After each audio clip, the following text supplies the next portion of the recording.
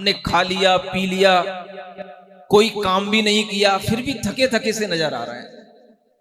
ये थकान कहां से आ गई भाई?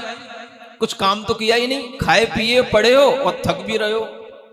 कुछ भी काम करने को कहो तो एक्टिविटी कुछ दिखाई नहीं देती, कुछ भी एनर्जी दिखाई नहीं देती, उत्साह दिखाई नहीं देता। हाँ सोच लेंगे, चलो चलो जन्म कल्याणक हो रहा है, हाँ चले जाओ हम आ जाएंगे।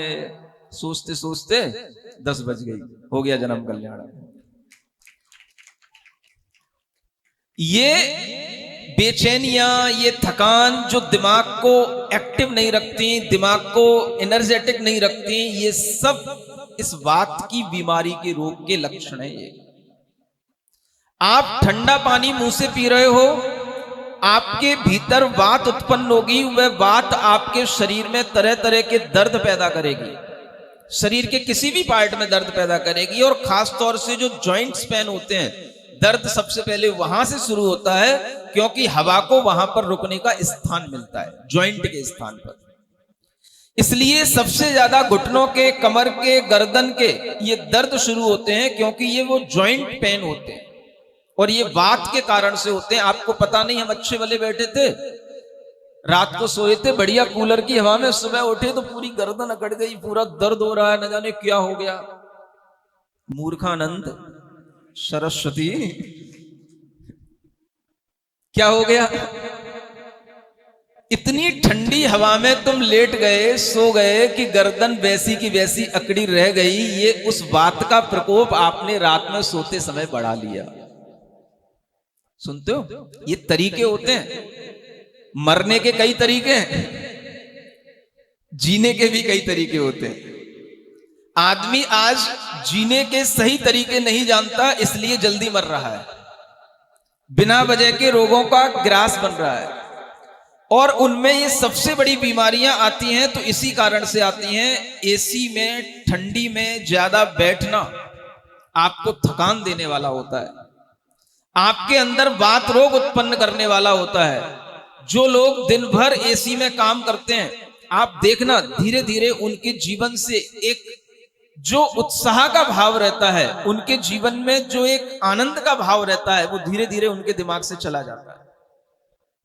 वो एक मशीन की तरह कुछ समय पर काम तो कर लेते हैं, लेकिन उनके जीवन का आनंद खो चुका होता है। इसलिए वो फिर बाद में कभी सोचते हैं कहां चलें, कौन सी ट्रिप पर चलें, कौन सी पार्टी में चलें, कहां पर एंजॉय मनाने चलें, तब हमारे लिए कुछ थोड़ा सा आनंद मिले। लेकिन वहां पर भी आनंद नहीं मिलता।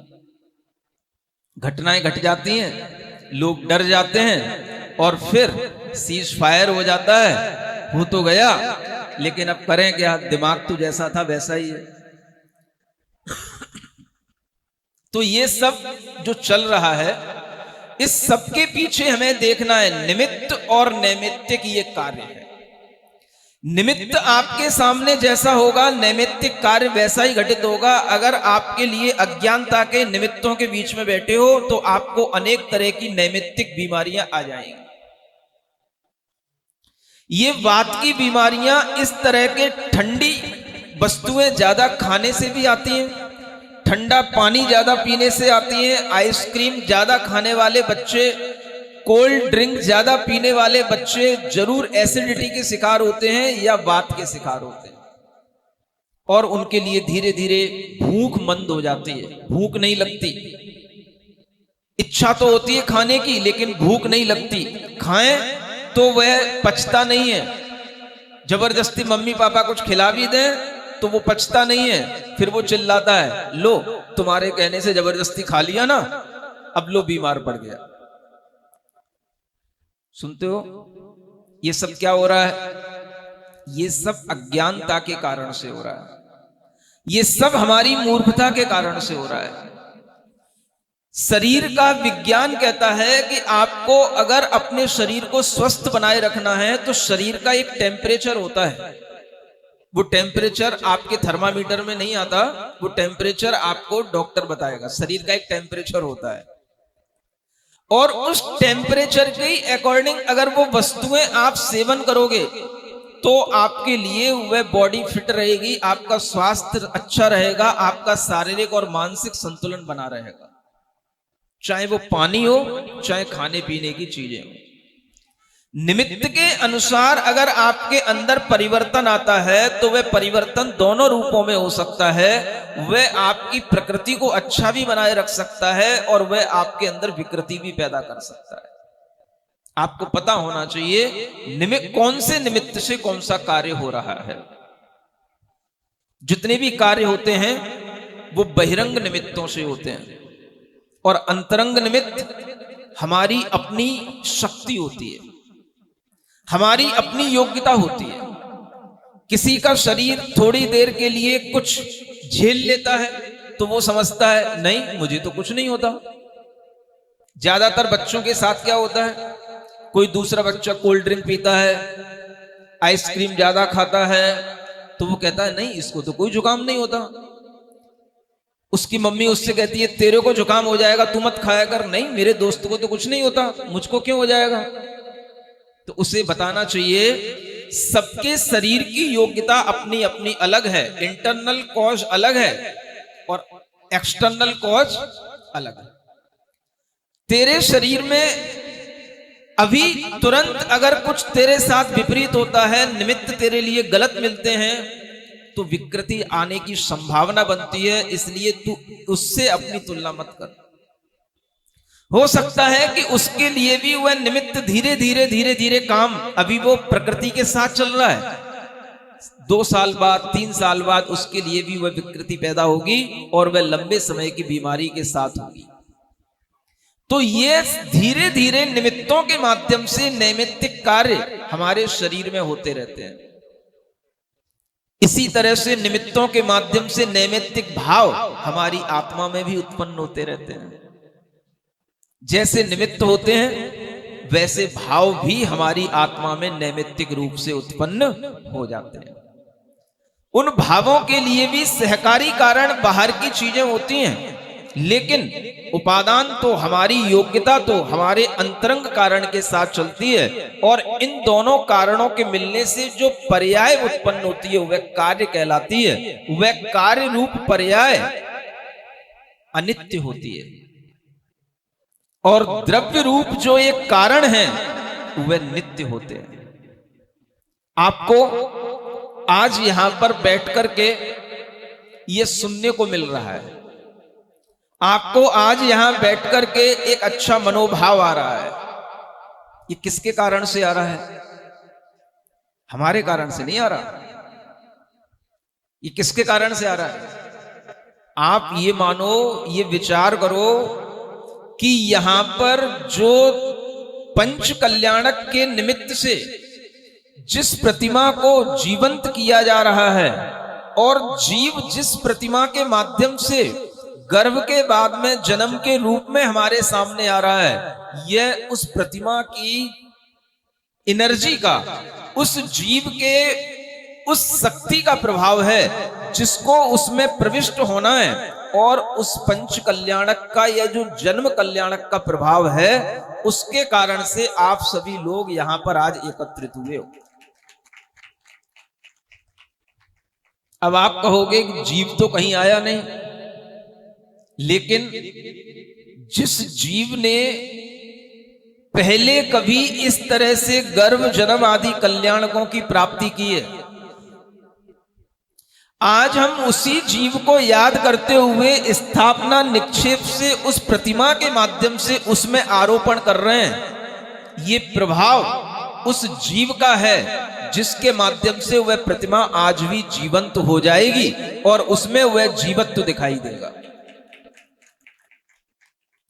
ये किसका प्रभाव? ये उस जीव का प्रभाव, भगवान ऋषभ देव की वह जीव आत्मा का प्रभाव। असंख्यात वर्ष काल बीत जाने के बाद भी आज भी उनके नाम से यह पाषाण, ये प्रतिमाएं जीवंत होने लग जाती हैं और इनके अंदर वो शक्ति आ जाती है कि इनके दर्शन से हमारा मिथ्या दर्शन नष्ट हो जाता है। ये किसकी शक्ति है? यह जन्म लेने वाले उस जीव की शक्ति है। इसलिए यह जन्म कल्याणक। कल तक गर्भ था आज जन्म हो रहा है, जन्म होने के बाद उस जीव की शक्तियां, उस जीव की ऊर्जाएं, उस जीव का प्रभाव चारों तरफ इस रूप में फैलने लग जाता है कि हर व्यक्ति के अंदर उस जीव के प्रति एक लगाव महसूस होता है। हर व्यक्ति सोचता है यह सबका हितकारी है। उसने भी किसी का हित नहीं किया, लेकिन हर व्यक्ति सोचता है यह सबके मंगल के लिए है, यह सबके आनंद के लिए है। ऐसी भावना हर व्यक्ति के अंदर आ जाती है। इसको बोलते हैं निमित्त नैमित्तिक योग तस्त है। निमित्त क्या है? उस जीव का उत्पन्न होना, जन्म लेना, यह निमित्त है। और तीन लोक के अंदर जिस क्षण जीव का जन्म होता है, उस क्षण तीन लोक में एक क्षण के लिए शांति उत्पन्न हो जाना, यह नैमित्तिक कार्य है। यह बहुत बड़ा कार्य है उस जीव के माध्यम से होने वाला। कितनी बड़ी बात है। मनुष्यों को क्षण के लिए शांति मिल जाए, संभव है। देवों के लिए भी एक क्षण शांति का मिल जाए, संभव है। त्रियंशों के लिए भी एक क्षण शांति का मिल जाए, संभव है। नारकियों के लिए, नारकियों को जानते हो कि नहीं? बोलो कितने लोग जानते हैं नारकी होते हैं? जानते हो? जितने लोग जानते हैं और विश्वास करते हैं नारकी होते हैं, उन्हें कभी नरक में जाकर के नारकी देखने का कभी अवसर नहीं मिलेगा। और जितने लोग ये कहेंगे नहीं नारकी नहीं होते हैं, मैंने पूरे इंटरनेट में छान मारा, कहीं मुझे कोई नरक नहीं मिले, मैंने पूरे सैटेलाइट में सारी दुनिया सर्च कर ली, मुझे कहीं कोई नरक नहीं मिले, वो जरूर नरक में जाएंगे। सुनते हो कि नहीं? क्या सुन रहे हो? इसलिए बोल रहा हूं। आप लोग क्या हैं? क्या टाइटल दिया हमने?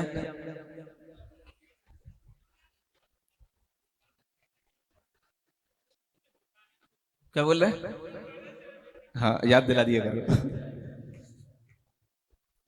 हम सभी लोगों के अंदर तरह तरह की अज्ञानताएं भरी हुई हैं, और इन अज्ञानताओं को अगर हम धीरे धीरे दूर करते जाएंगे तो हम ज्ञानानंद सरस्वती भी बन जाएंगे। लेकिन अभी तो हम क्या हैं? हाँ, इसलिए जो भी कार्य होते हैं, आचार्य कहते हैं निमित्त और नैमित्तिक रूप से यह कार्यों की श्रृंखला निरंतर चलती रहती है, और ये उनके बहिरंग और अंतरंग कारणों के माध्यम से चलती रहती है।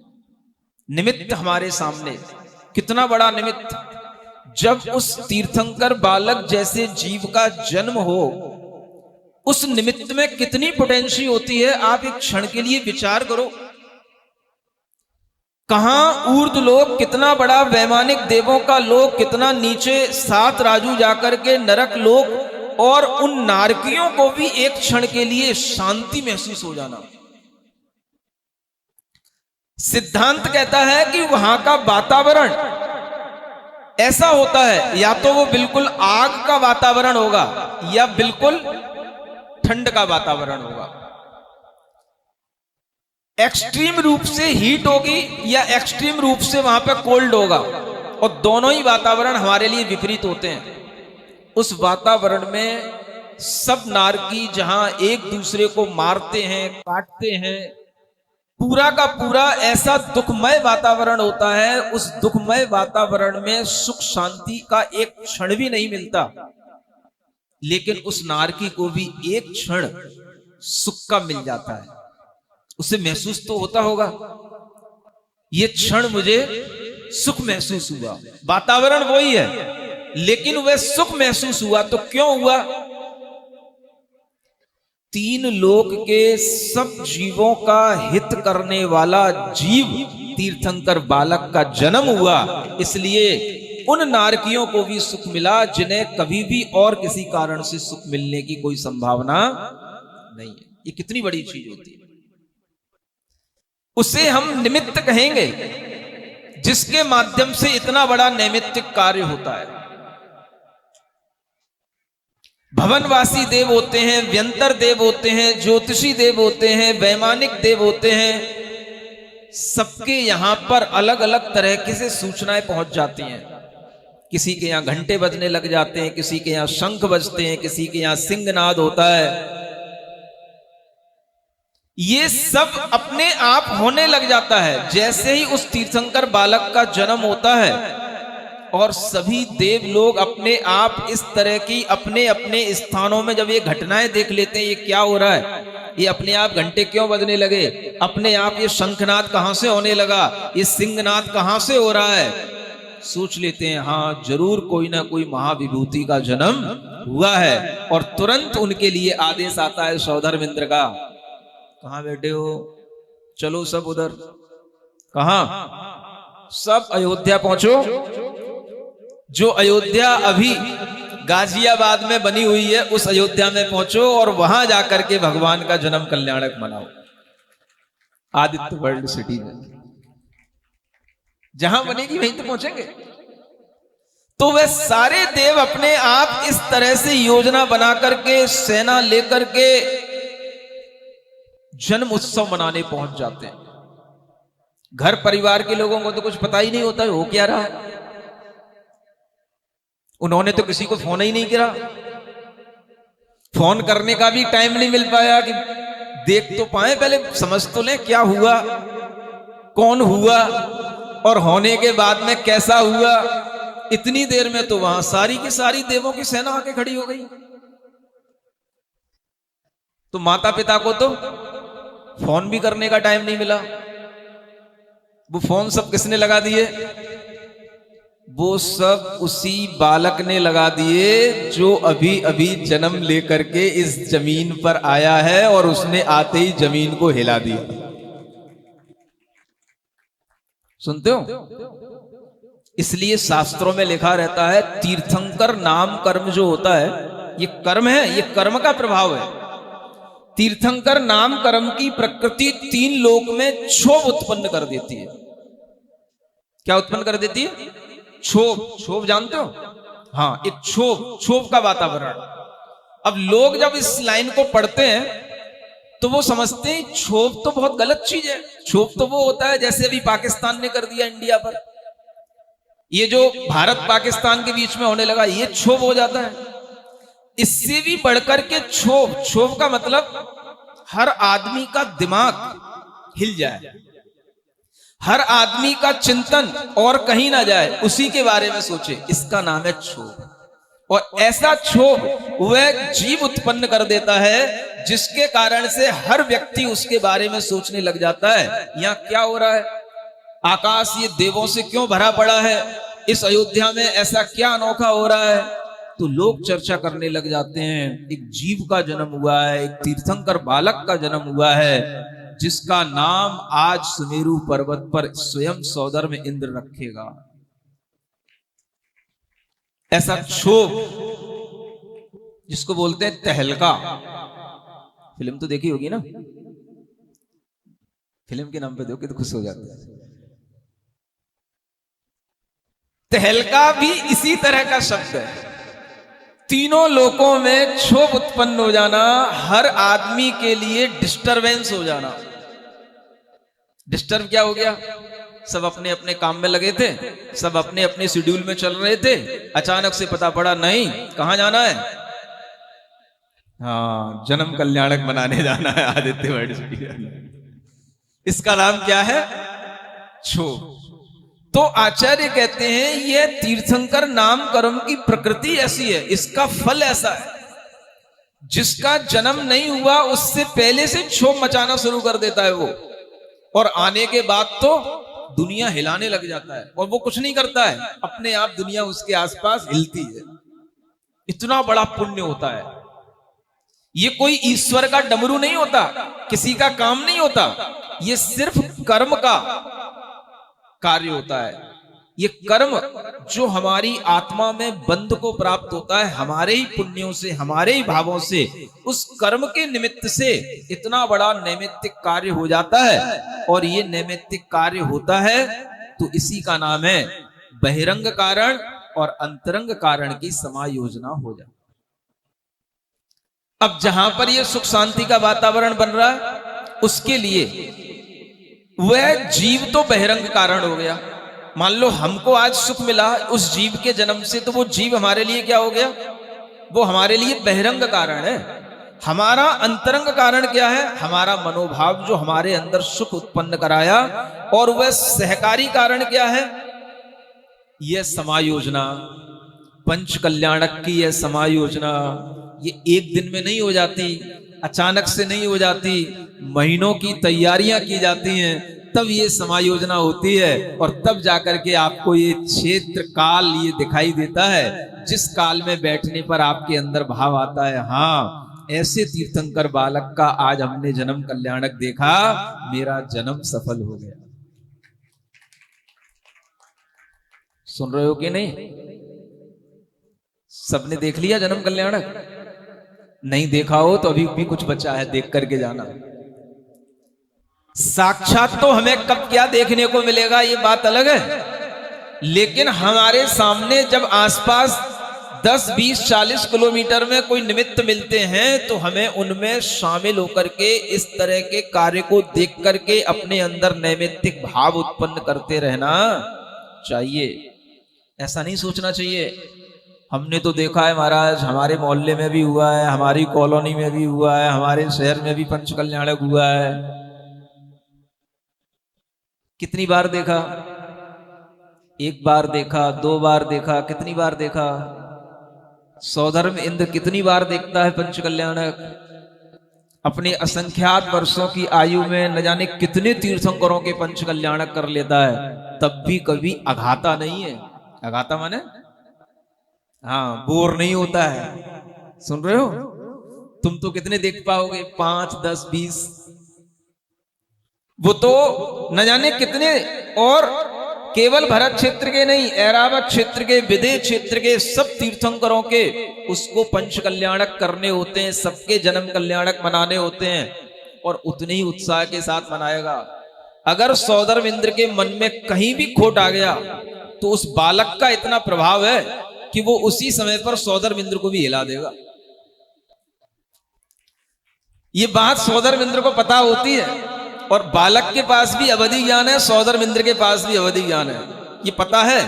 इसलिए सौधर्म इंद्र ये नहीं सोचता मैं इतना बड़ा देवता हूं, इस आज के नव प्रसूत बालक के सामने उसको जन्म लिया है, उसके लिए इतना आदर कैसे दूं, वो समझ भी पा रहा है कि नहीं? वो सब समझ रहा है पट्टा। जो पढ़ा पढ़ा देखता रहता है ना, पट्टी से कहलाता है। अभी तो वो पढ़ा ही पढ़ा देख रहा है ना, जन्म ले लिया, सब देखता रहता है। अगर सौधर्म इंद्र के मन में थोड़ा सा भी विचार आ गया, एक प्रसंग आता है पद्म पुराण के अंदर आता है कि जब बालक को सुमेरु पर्वत पर ले जा करके सौधर्म इंद्र बड़ा बड़ा कलसा लेकर के जो है उनके ऊपर डालने को होता है, तो एक क्षण के अंदर मन में विचार आता है, ये इतनी बड़ी बड़ी मोटी धारा, 1-1 योजन के ये कलश, और इसमें बड़ी बड़ी मोटी धारा, और आज का जन्म लिया बालक, ये झेल लेगा कि नहीं? कहीं ठंडा तो नहीं पड़ जाएगा? जैसे ही सौधर्म इंद्र के मन में इतना सा विचार आया, उस बालक ने अंगूठा दबा करके उस सुमेरु पर्वत में कंपन पैदा कर दिया। समझ में आ गया सौधर्म इंद्र को, सीधा दिमाग रख, बिल्कुल ये बहुत बड़ा आदमी बैठा है यार। कौन बैठा है? हाँ, इधर उधर बिल्कुल मत सोचना, गलत सोच भी मत लेना, तुरंत वो हिला देगा। वो इतना उसके अंदर पावर रहता है बचपन से। शरीर का बल अनंत है, वो अलग जगह है, लेकिन उसकी आत्मा में जो ज्ञान का बल है वो इतना पावरफुल है कि उसकी ही पावर के माध्यम से ये सारे देवता खींचे चले आते हैं। थोड़ा सा भी डाउट आया मन के अंदर, वो सीधा कर देता है। इसलिए दिमाग बिल्कुल सीधा रखना, कोई भी संशय मत रखना ऐसा होता है कि नहीं। सुमेरु पर्वत गूगल में मैंने सर्च किया, दिखता तो है ही नहीं। ऐसा करंट लगेगा कि सीधे नरक में जाओगे। जैसे ही इतना सोचा था, दिमाग सीधा रखना। जो यहां पर बताया जा रहा है वो 100% होता है। वो तुम्हारी आंखों से दिखे या ना दिखे, तुम्हारे गूगल में दिखे या ना दिखे, वो दुनिया को चैलेंज देने वाली चीज है। आज भी सुमेरु पर्वत है, उसकी सर्च करने की ताकत ना नासा के पास है, ना रूस के पास है, किसी के पास नहीं है। वो सिर्फ और सिर्फ जैन दर्शन को जानने वाले लोगों के पास है। सुमेरु पर्वत, वहां पर पहुंचना, वहां पर बालक की पांडुक शिला पर बैठना, अभिषेक होना, ये सब साक्षात चीजें तब देखने को मिलती हैं जब हम देव बनेंगे। और देव भी तब बनोगे जब यहां पर इस देव को देव मान करके चलोगे, जो देवादि देव है, तब देव बनोगे, तब देखने को मिलेगा। और अगर कहीं यहां पर भी तुमने नाक नखड़े किए, हाँ देखते हैं, अभी विश्वास तो होता नहीं है, कुछ दिखता तो है ही नहीं है, कैसे साइंटिफिकली प्रूफ किया जाएगा सुमेरु पर्वत है कि नहीं, तो कहीं यहां पर आकर के तुम्हें पुण्य मिल गया, देव तो बन जाओगे। लेकिन इतनी लंबी लाइन लगती देवों की, पीछे खड़े खड़े इतना लास्ट कि दिखाई भी ना देगा कि किसका अभिषेक हो रहा है। ऐसे भी देव होते हैं। और एक वो होते हैं जो बिल्कुल बगल में खड़े होकर के अभिषेक करते हैं। तो पुण्य तो मिलेगा, यहां पे आओगे तो कम से कम नरक तो नहीं जाओगे, इतना तो पक्का है। समझ में आ रहा? त्रियंश नहीं बनोगे, इतना पक्का है। देव बनोगे। यहां पर अगर आ गए, इस अयोध्या में बैठ गए, इतना निश्चित है तुम सब मर करके कहां जाओगे? देव बनोगे। लेकिन कौन से देव बनोगे, ये तुम्हारे भावों के ऊपर है। विश्वास की जितनी अच्छी क्वालिटी होगी, उतना ही अच्छा आपके अंदर वह देव पर्याय का भाव आविर्भाव होगा। और ये सब इन निमित्तों के माध्यम से हमारे अंदर होने वाला नैमित्तिक कार्य होता है। ये बहिरंग कारण है, अंतरंग कारण तो हमारा भाव है ना।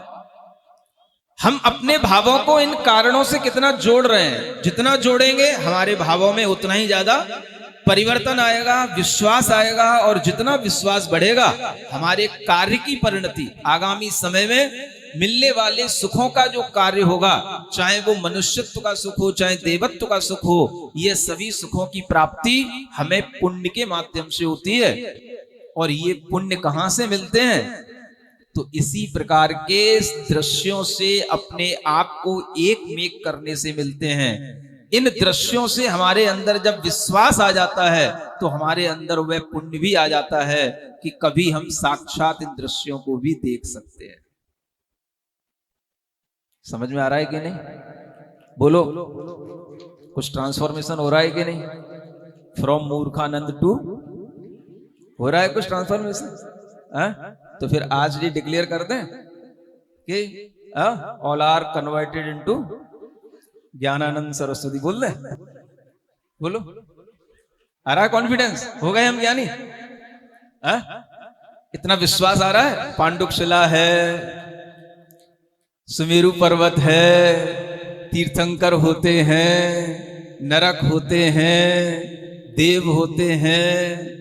ये सब विश्वास में जब आपके आएगा, तब आप मूर्खानंद से ज्ञानानंद बन जाएंगे।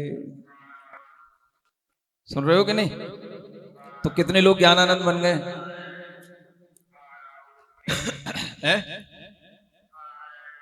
क्या हो गया? बच्चे हाथ नहीं उठा रहे? सब लोग बन गए ज्ञानानंद। चलिए, ये भाव मन में रखिए कि इस प्रकार के भावों का हमारे अंदर जो प्रवेश हो रहा है, यही हमारे इस मनुष्य जीवन का सबसे बड़ा ज्ञान है। और ये ज्ञान आपको मिलता रहे, इसलिए अनेक तरह की योजनाएं आपके सामने आ चुकी हैं। कल भी बोला था, आज फिर एक मैसेज दे रहा हूं। आप सब लोगों को कम से कम जैनिज्म के अंदर जो एमए करने का एक प्रावधान रीवा यूनिवर्सिटी से निकला है, उसमें आप लोग एमए का फॉर्म जरूर डालें और एमए करें, बीए करें। 4 प्रकार के कोर्स निकले हैं, BA MA in Jainology, BA MA in Prakrit. और 2 तरह के सर्टिफिकेट कोर्स हैं, एक आहार विज्ञान का और एक गौ संवर्धन का। सुन रहे हो? ये कोर्स आप अगर करेंगे तो आपके ज्ञान की वृद्धि होगी। ये आहार का भी एक बहुत बड़ा विज्ञान होता है, जो मैं बता रहा था। आपके अंदर वात का प्रकोप बढ़ना नहीं चाहिए। गर्मी के वातावरण में भी आपका दिमाग ठिकाने पर रहना चाहिए, बेचैनियां नहीं होनी चाहिए, नींद जरूरत से ज्यादा नहीं आनी चाहिए, हवा का सेवन डायरेक्ट नहीं करना चाहिए। हवा पानी सब अपने निमित्त हैं, इनको अनुकूल बना करके इनका सेवन करना चाहिए और ठंडे पदार्थों का सेवन नहीं करना चाहिए। जिन पदार्थों में इतना टेम्परेचर हो जो हमारी बॉडी का टेम्परेचर होता है, उतने ही टेम्परेचर वाले पदार्थ लेना चाहिए। अदरवाइज आपकी दांत, आपकी आंत ये जल्दी खराब हो जाएंगी और आपके शरीर में अनेक तरह की बीमारियां आएंगी। इसलिए इन ठंडे पदार्थों के सेवन से अपने आप को बचाने की गर्मी के समय में भी भरपूर कोशिश करनी चाहिए। समझ में आ रहा है? किनको आ रहा है? सबको आ रहा है? तो क्या करोगे? कोल्ड ड्रिंक नहीं पियोगे, फ्रिज का पानी नहीं पियोगे। बात तो उस घट की घड़े की चल रही थी। वो घड़ा बन गया कि नहीं बन गया? वो घड़ा जब बनेगा तो घड़े का पानी फिर भी आपके लिए अच्छा होगा। फ्रिज का पानी अपने आप में एक तरीके से विकृत पानी होता है। वो अनेक प्रकार की गैसेज के माध्यम से वो ठंडा किया जाता है और वो गैसेज बहुत ही ज्यादा पॉइजनियस होती हैं। उसके कारण से आप जो भोजन करते हैं, उस पानी पीने के माध्यम से जो भोजन डाइजेस्ट होना चाहिए, वो पानी इतना ज्यादा विकृत हो जाता है कि उसको डाइजेशन खुद का नहीं होता। भोजन का क्या डाइजेशन करेगा? इसलिए वो बीमारियां बनाता है। इसलिए आप जो नेचुरल सोर्सेज से आने वाली चीजें हैं उनका यूज करें। घड़े का पानी फिर भी आपके लिए बहुत ज्यादा गर्मी हो तो शीतलता देने वाला होगा। इसलिए कभी भी फ्रिज का पानी नहीं पीना चाहिए, फ्रिज में वस्तुएं नहीं रखना चाहिए। फ्रिज में रखी हुई वस्तुएं खराब हो जाती हैं। 17 प्रकार की गैसें ऐसी उस फ्रिज के अंदर उत्पन्न होती हैं जो जहरीली होती हैं और वो उन सब वस्तुओं के अंदर प्रवेश करके उस सारे फूड को वो टॉक्सिक बना देती है। ये ज्ञान आपके अंदर आए तब मैं समझूंगा कि आप मूर्खानंद से, हाँ, नहीं तो मुझे सब क्या नजर आता है। सुन रहे हो कि नहीं? हाँ, अब क्या करना है? कोल्ड ड्रिंक बोलो नो या यस? फ्रिज का पानी, आइसक्रीम, बच्चा बोल। ये जब तेरे अंदर आने लगेगा तब अपने आप सही दिशा में ज्ञान काम करने लगेगा। आहार का विज्ञान भी अच्छे ढंग से सीखो, ये बहुत बड़ा विज्ञान है, नहीं तो ये तुम्हें अकाल में मरण का कारण बन जाएगा। समझ में आ रहा है? इसलिए आज का समय बहुत हो गया है, मुझे बात का प्रकोप नहीं है, ये मैं बताना चाह रहा हूं, है ना। समय पर सब काम हो और आप सभी लोग, है ना, इसी तरह से पंच कल्याणक के आनंद प्रतिदिन लेते रहें। ओम अरहम, ओम अरहम, ओम अरहम बोल, ओम अरहम। चलिए 5 प्रकार की तालियां। पहली कौन सी? ऐसे अपने दोनों हाथों के फिंगर्स को आपस में उनके टॉप पॉइंट्स को टकराना। ओम अरहम, ओम अरहम, ओम अरहम बोल, ओम अरहम।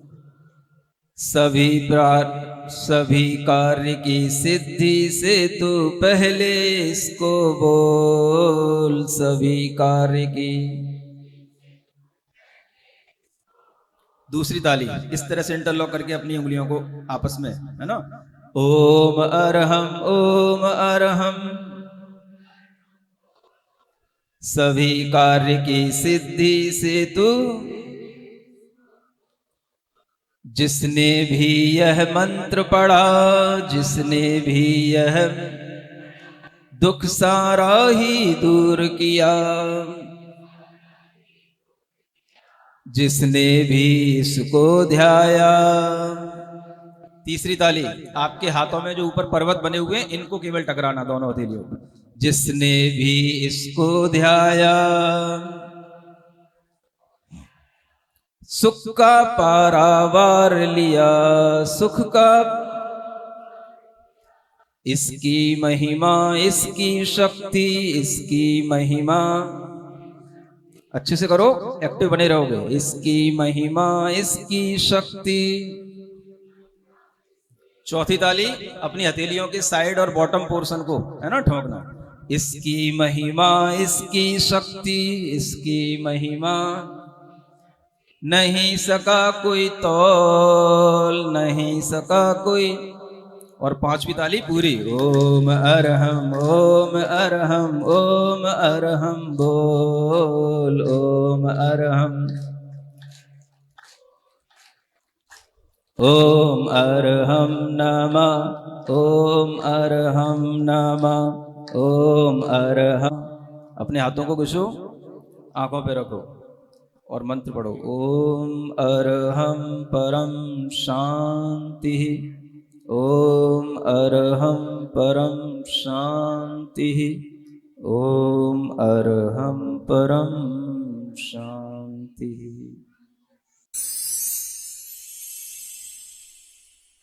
सिरिजिणवाणी जग कल्याणी, जग जन मदतम मोहरी, जनमण हारी गढ़हर हारी, जम जरा भव रोग हरी। तिथियराणम दिव्यझुणिम जो पढ़ई सुनई मय्ये धारई, णाणं सौखमणन्तं धर्य सासद मोक्ष पदं पावै, सासद मोक्ष पदं पावै।